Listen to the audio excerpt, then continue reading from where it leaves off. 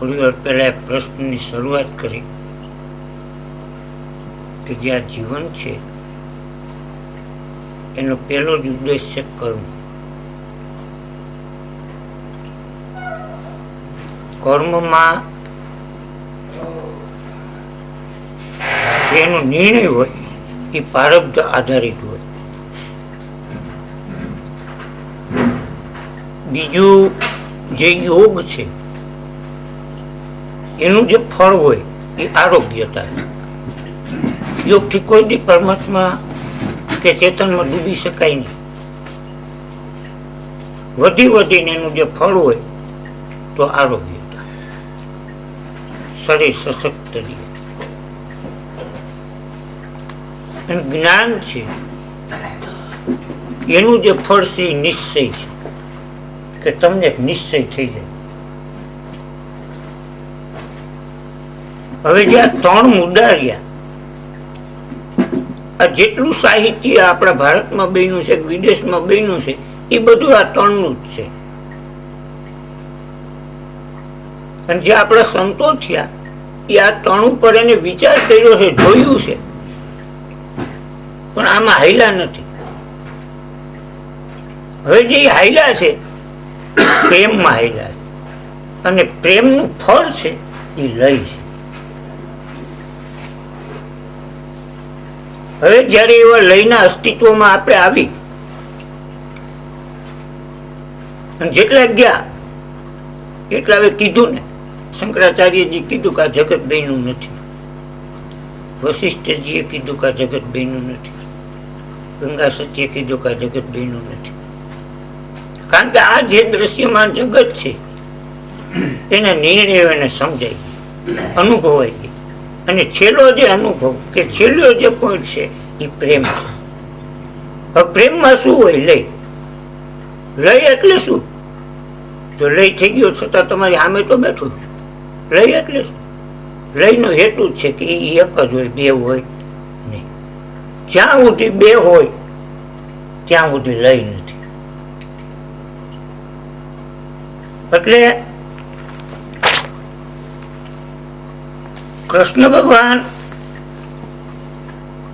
અને શંકર બાપા બે મહાન માર્થી થયા. પછી બે 4 યોગ બહાર પાડ્યા.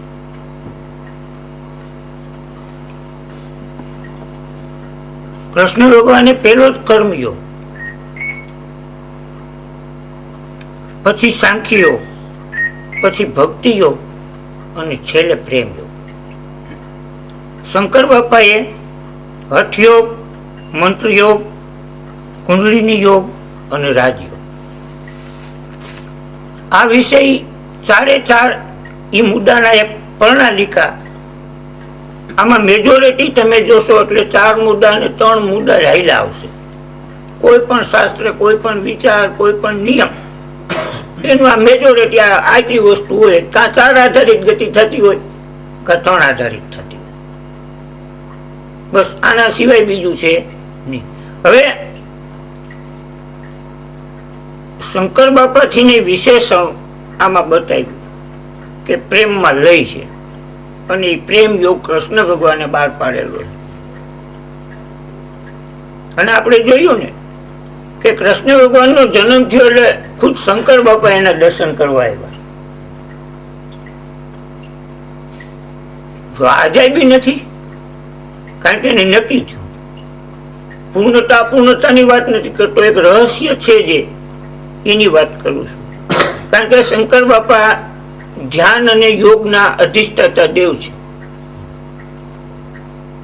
અને નરસિંહ મહેતાએ બહુ સરસ એ વિષય બતાવ્યો કે જ્યારે પોતે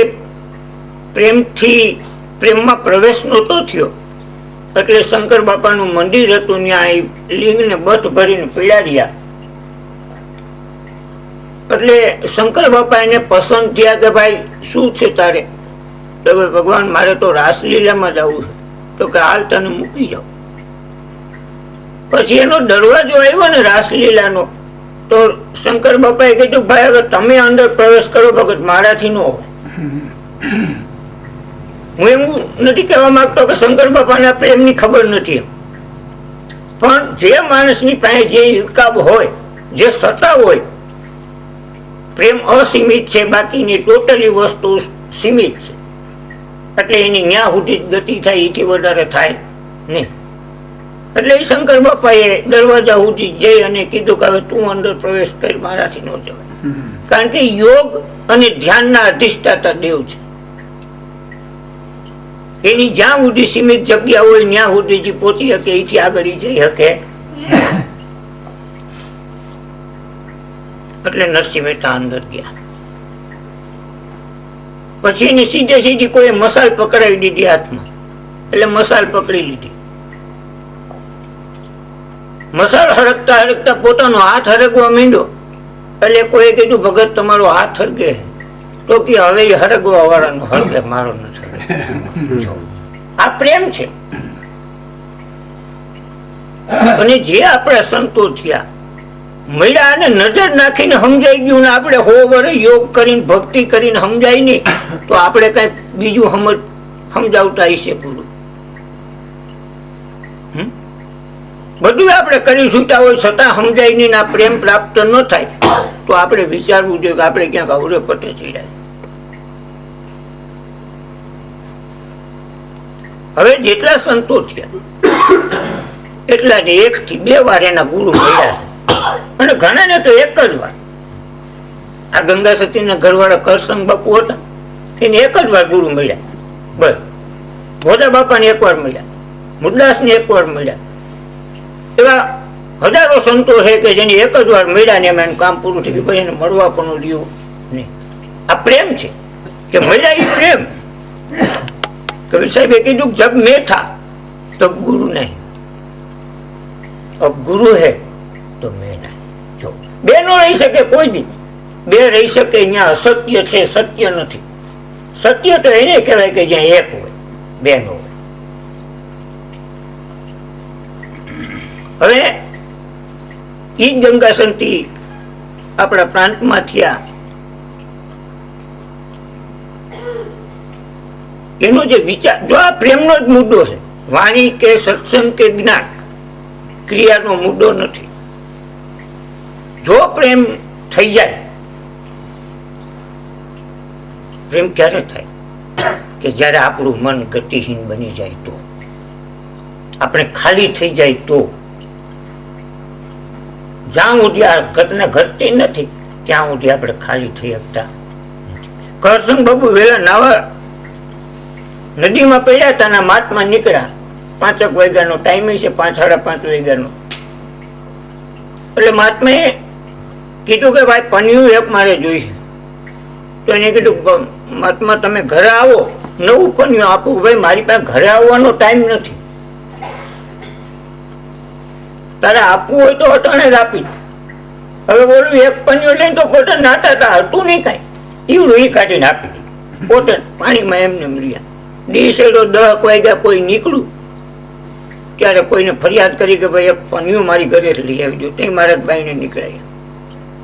ઓલા મહાત્માને પન્યું ભીને ભીનું આપ્યું, એટલે એને કીધું ગિરનાર આવજે કે. હવે જો કાંઈ નામ સરનામું નહોતું પૂછ્યું, કાંઈ ખબર નહોતી. આમ બાપુને મગજમાં ધૂન આવી ગઈ, ગિરનાર જવું છે, નાની ઉંમર કોણ લઈ જાય, એકલા તો મોકલેની હાલીને જવાનું. પછી એક ભાઈને પેલા મોકલ્યા, 2 જણા નીકળ્યા, પાટું લઈને હાલીને જવાનું હતું. હવે નહોતું નામ સરનામાની ખબર કે નહોતી કાંઈ ખબર, અને ગયા નહીં. હવે ત્યાં ગિરનારના દરવાજા પાયા જાય છે ને, ઓલા મહાત્મા ટેકેલા આવી ગયા ને, કે હા ચાલો લઈ ગયા અને સીધે સીધા ભોયરા. એ કે આજ તમે ખાઈ પીને આરામ કરો, પછી આપણે બેસું. 8 દી એને લોહી કાઢ.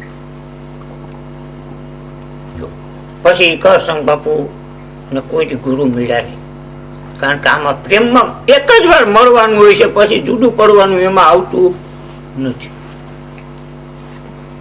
પણ આજે હું તમને કઈક કરવામાં રસ છે, મટી જવામાં રસ નથી. પ્રેમનો અર્થ છે મટી જવું. હવે આપણે બધાને કઈક કરવું, રજનીશ બાપુને યોગમાં જવું છે, કથામાં જવું છે, કીર્તનમાં જવું છે, મંત્ર જપ કરવો છે, મટવું નથી. કરવું એ આપણી પ્રતીતિની પ્રતીતિ, મટી જવું એ પ્રેમની પ્રતીતિ.